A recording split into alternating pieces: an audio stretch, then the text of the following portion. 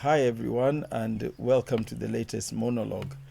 Today I'm talking about the comedy show that's been going on in Kenya for the last few days, i.e. the vetting of cabinet secretaries for appointment into the new cabinet. As you all know, the president dissolved the cabinet, fired the entire cabinet maybe a month ago. Now, there is nothing special to see about the candidates. Many are recycled. All have been in the public sphere in the recent past, or even in past regimes. So there's very few new faces apart from a couple. But we know that the poor governance we've experienced in Kenya has not been down to any individual. It's an entire dysfunctional government that we've had in place. So we can't really expect anything from these individuals. Not that I've seen any amongst them that inspire any expectations in me. But the important thing to note is the opportunity that this charade provides us. It provides us the opportunity to look at our House of Parliament, to see if the House of Parliament in Kenya even takes itself seriously before they can provide legislative foundation for this country. We have people there calling themselves members of the opposition, vetting members of their party who have been appointed to government. Ridiculous in the extreme. But I'd like to point out one of the things that caught my attention this week. A prominent lawyer praised one of the nominees, the Mr. Aden Duale, the nominee for Cabinet Secretary of Environment, for having performed very well in vetting and being a very promising Cabinet Secretary nominee. And I laughed because this lawyer doesn't know much about environment, and neither does Mr. Duale. And I watched the process, his session itself, and I was not impressed either by the questions or the policy issues that were being discussed. Prominent amongst these, for an example, is a question the Deputy Speaker asked about carbon credits. Part of our question stated that carbon credits are going to become one of Kenya's major exports. That is an extremely ridiculous statement, even by the low standards of our parliament. Carbon credits are not a tangible product. They are not exported from where to where. Where are they? Who counts them? Carbon credits, and I'm at risk of sounding extremely repetitive. Carbon credits are a scam. They're probably the biggest scam that has been visited on mankind in recorded history. They are the movement of money around the world, millions of dollars around the world, and disenfranchisement of many people, but with no product or services being paid for. If you look at UN definitions of money laundering, that sort of falls in that category. But for some strange reason, since last year when the West appointed Kenya as their regent or prefect in Africa and environmental leader, despite our pathetic environmental record, we've been excited about this, and it's always about this money is coming, there's money promised, money coming, and all these kind of things. And they know Kenyans so well, because nothing excites Kenyans like, one, a promised shortcut, free money, or a deal, and two, something coming from the West. Now, this was a deal, a sweet deal coming from the West. Kenyans couldn't help themselves. And I'm talking from President Cabinet downwards. You saw this at the Africa Climate Summit last year, which was held in Nairobi.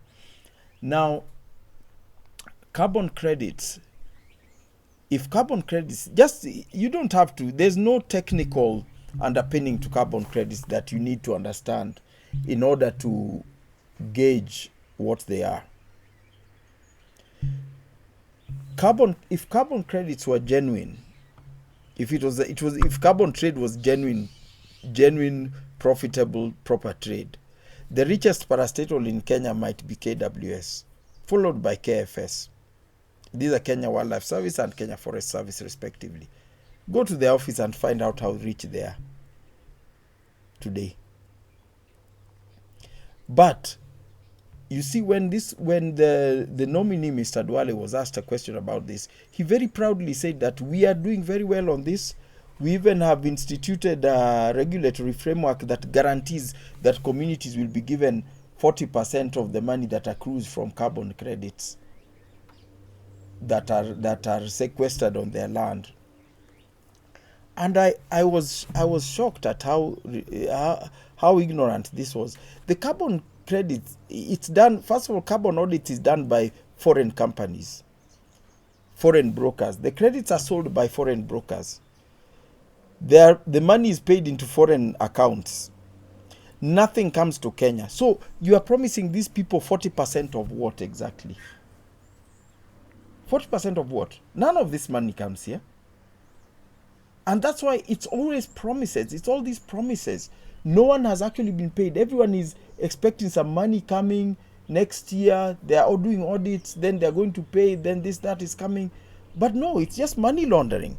The only thing for sure is that communities are losing their land, access to their land, ability to lose their land.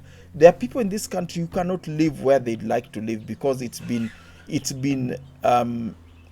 given out by their elders to foreigners for carbon credits, for peanuts. The elders have been given some peanuts. They're given some handouts. Their kids are given bursaries. Their kids are given jobs. The elders themselves are given some small financial handouts. They are trotted around the world to conservation meetings and touted there as conservation leaders. There is nothing to be gained from this.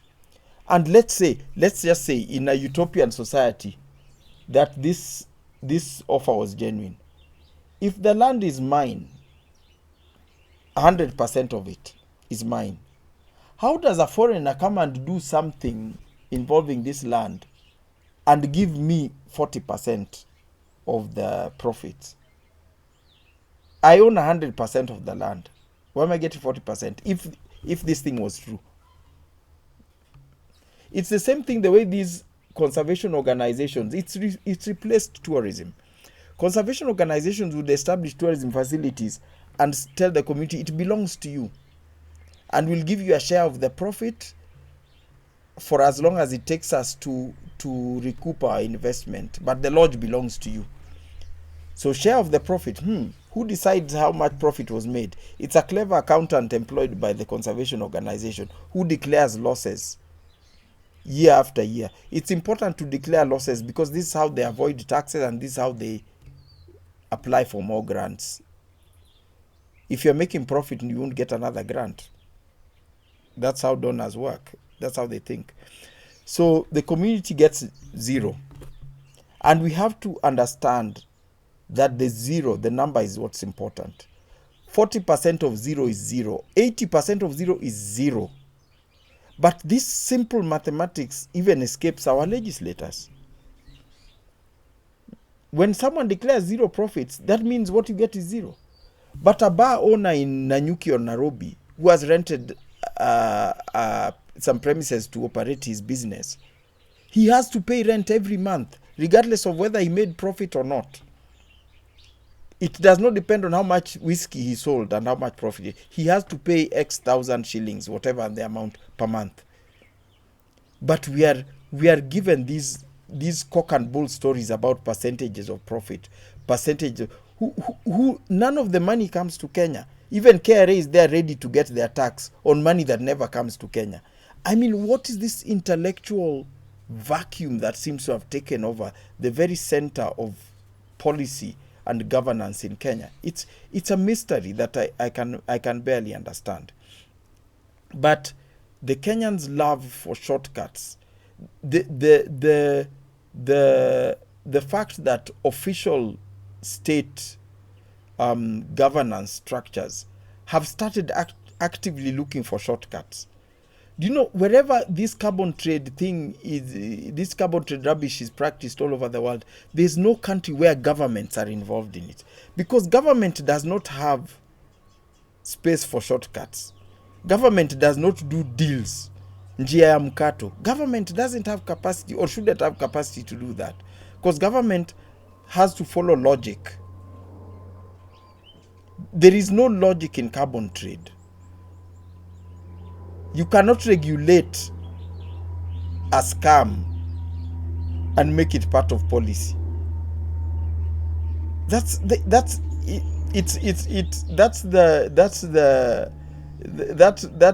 mythical putting lipstick on a pig. You cannot take a scam and put it in cabinet policy papers and make it something proper. But this is what's going on. And these criminals have realized that to get ahead in Kenya, you co-opt government leaders. From the top to the cabinet to the county assemblies and all that. And this is what they've been doing. And that's why it's so hard to get rid of this thing on the ground, because it's pushed not even by those foreign brokers and pirates. Don't have to do anything. Our MPs, MCAs, cabinet ministers, and government and executive and Ministry of Environment are working for them. They're the ones pushing the carbon trade. And this is why when our government now becomes complicit in taking land away from our own people and handing it over for the profiteering of foreigners, then you know we are in trouble. So these are the things you can transfer this thinking to the vetting of so many of the other cabinet secretaries, and whether you talk about education, agriculture, and all these other things, you can see the weakness that is at the center of the most important organ of government. And we need to react accordingly, find our own way, make our decisions, and move forward. And this is one of the benefits of the so-called Gen Z protests. They've opened our eyes. If anyone was competent, this crisis would have revealed the competence. Who has seen any competence? In fact, we've had no cabinet in place for over a month, I think a month. Who has seen any difference in the function or dysfunction of government? So let's not look at these individuals like they are going to change anything. Let's look at the structures and the nakedness of the structures in this country that has been revealed by this so-called reconstitution of government. Then we'll know where we are. Then come next election or whenever a government reaches out to us, we know what we are dealing with. We are on our own. No one's coming. So let's not think these are partners who are going to save us in any way. We need to find our own way as individuals and as a society.